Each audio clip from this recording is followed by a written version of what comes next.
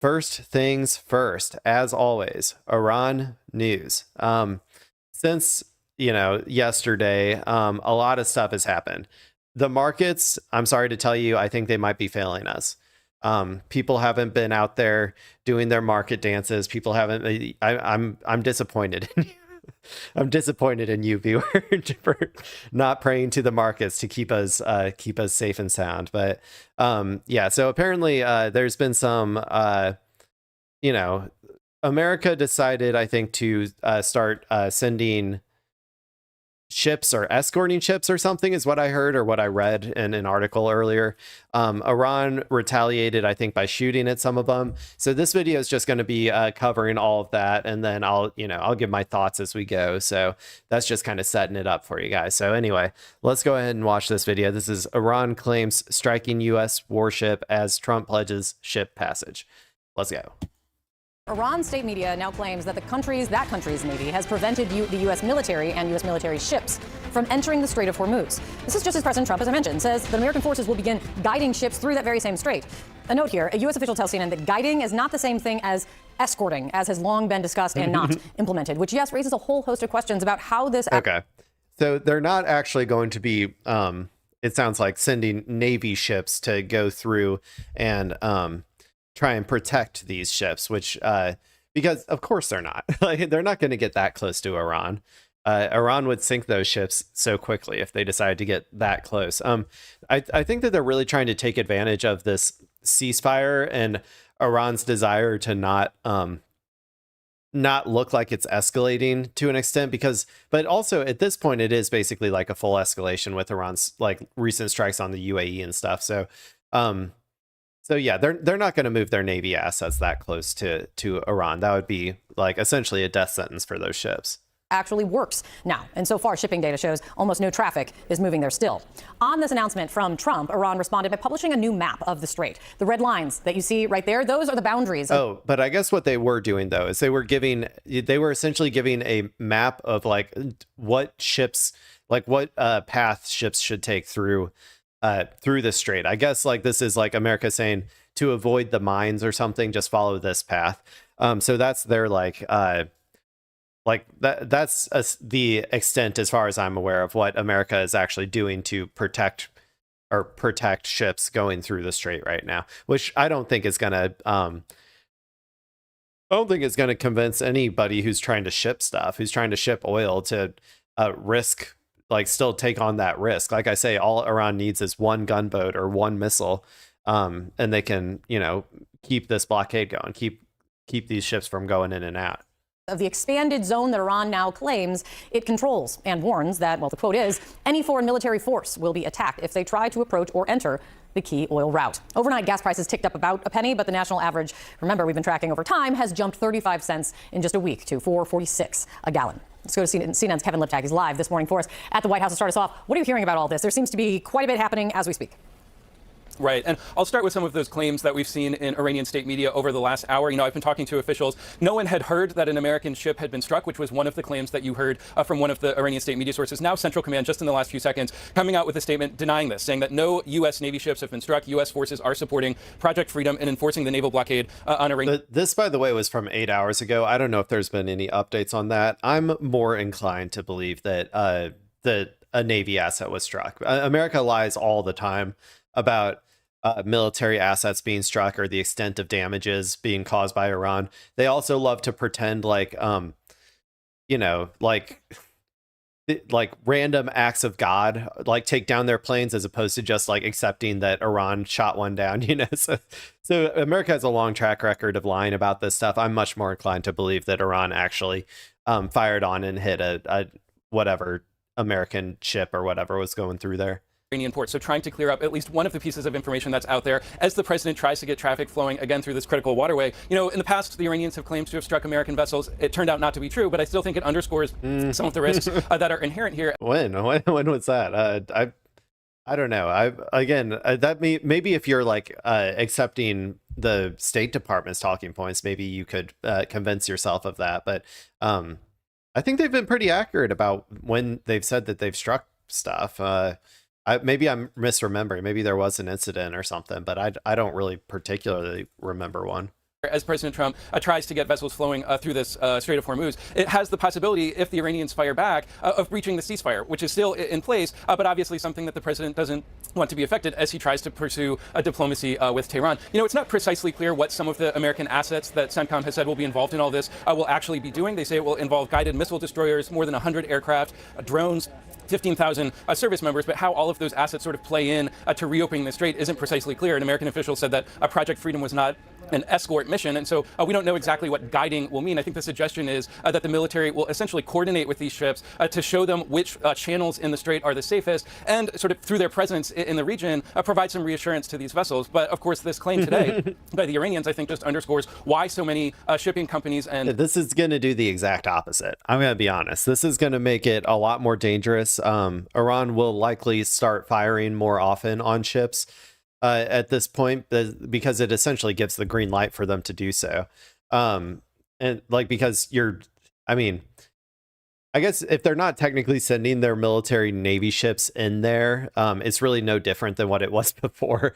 But the narrative is that America is going to be escorting ships. And so that gives Iran a lot more leeway to begin firing on them. So this is just going to escalate the danger for all of the ships going through there, which is going to make all the people who have a lot of money riding on these ships, like making it through safe and sound, it's going to make them a lot more risk averse and not want to do it. So this will do the exact opposite. If your goal was to get more oil on the market or whatever, that's a dumb decision. I keep going back to the best decision, or the worst decision America ever made was to keep up the blockade after Iran said that they were like gonna open it up for everybody.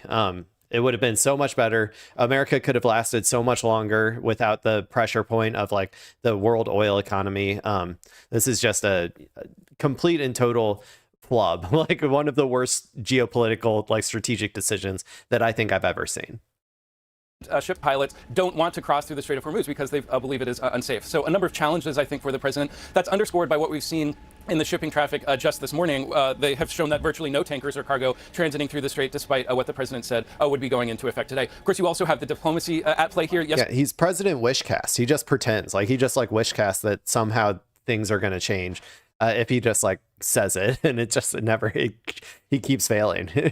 He needs to wish harder. Today, the president saying that he was disappointed. He thought the Iranian proposal was insufficient, but also at the same time saying that these discussions are very positive, saying that they could lead to something very positive down the line. And so I think a lot of conflicting information here as this new initiative takes effect. We have conflicting reports, frankly, and we're trying to figure out what's going on. U.S. Central Command is denying claims by Iranian state media that a U.S. warship was struck by Iranian missiles near the Strait of Hormuz. This is happening just as President Trump said that American forces will begin guiding ships through the strait beginning today. Now, we should note that a U.S. official tells CNN that guiding is not the same thing as escorting, so it's really not clear how all of this is supposed to work.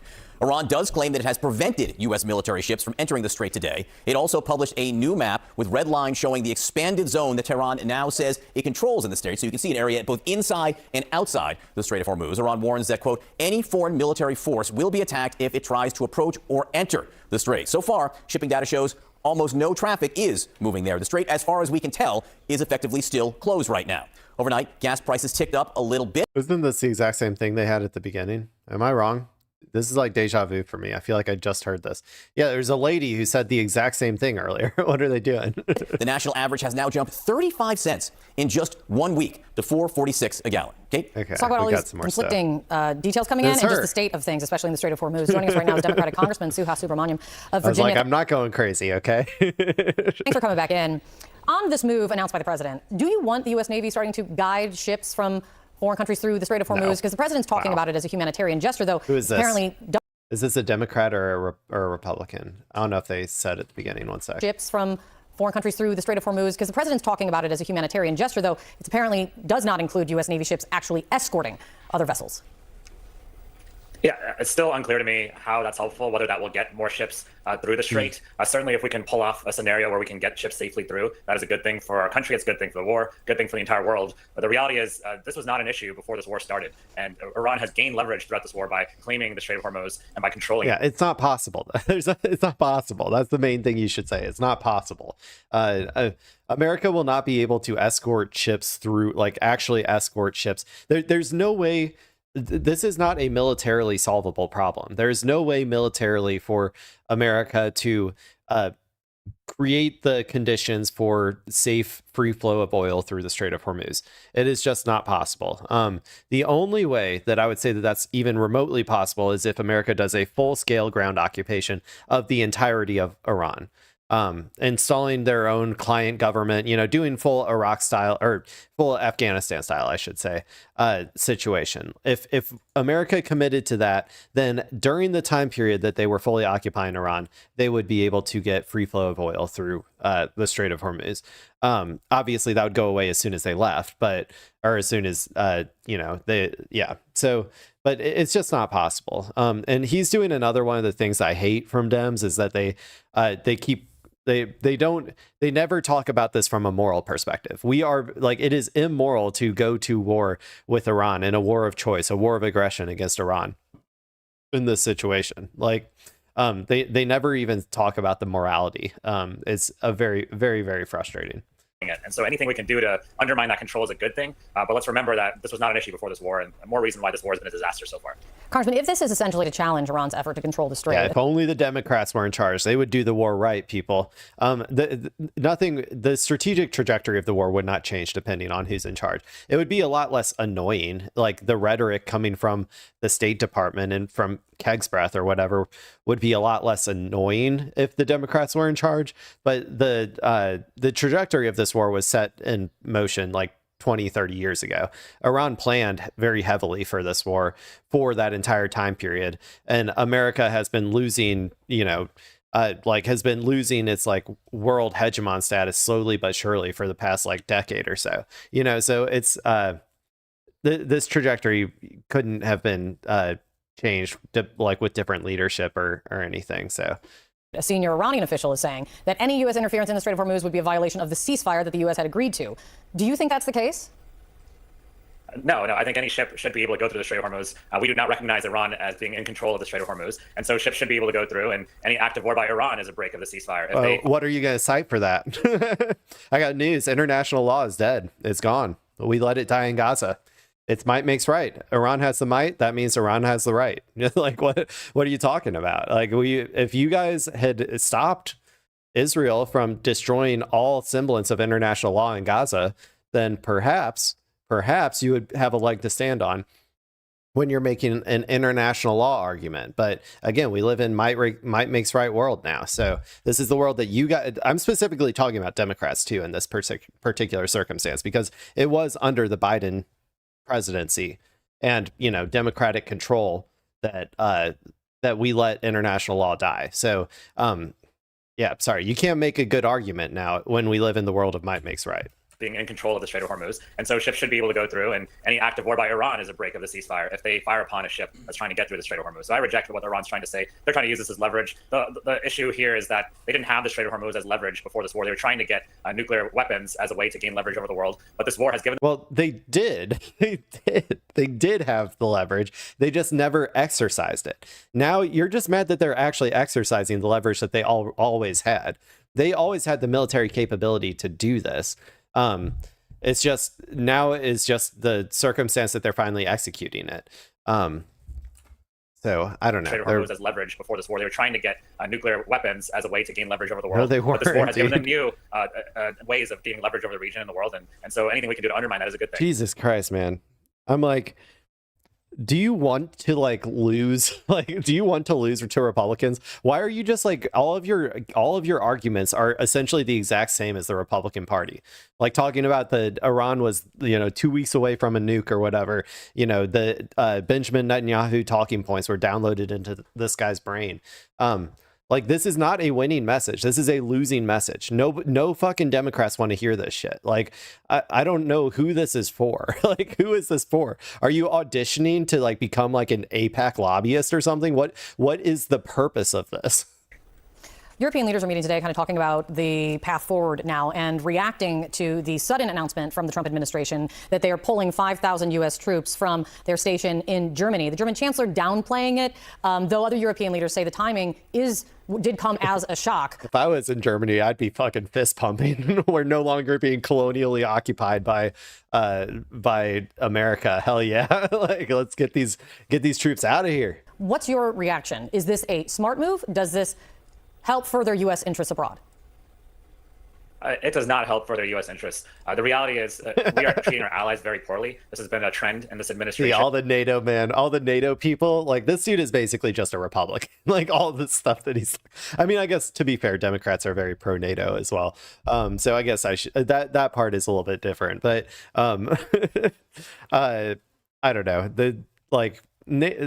Germany should be happy. They are going to, by getting rid of America's like essentially occupying force like on their land, like they will finally have a little bit more say with the direction of their country. They will be slightly so slightly less vassalized to America. Every one of these moves like that America does is one of those things that like I would have done if I were Grand Ayatollah of America. I would have like started pulling all of our troops, all of our various force projectors out from all of these various countries, so that these countries could finally like not be subservient little dogs to America, or like the people of the country. That's what I care about. Like the people of Germany,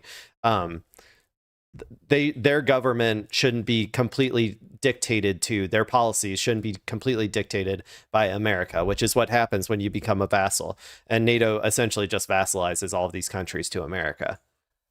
And if this administration wants to build consensus and gain support for this war across the world, undermining its allies is the opposite of what they should be doing. They should be working hand in hand with our European allies, but instead we have undermined that relationship. This is once again a failure of diplomacy. This entire administration has been a failure of diplomacy. And so this absolutely undermines our own interests. To be absolutely clear, I'm going to say this again. These trajectories, the self-implosion of America, like the decline of it as an empire, and the lashing out that is a symptom of that decline, were set in stone way a long time ago.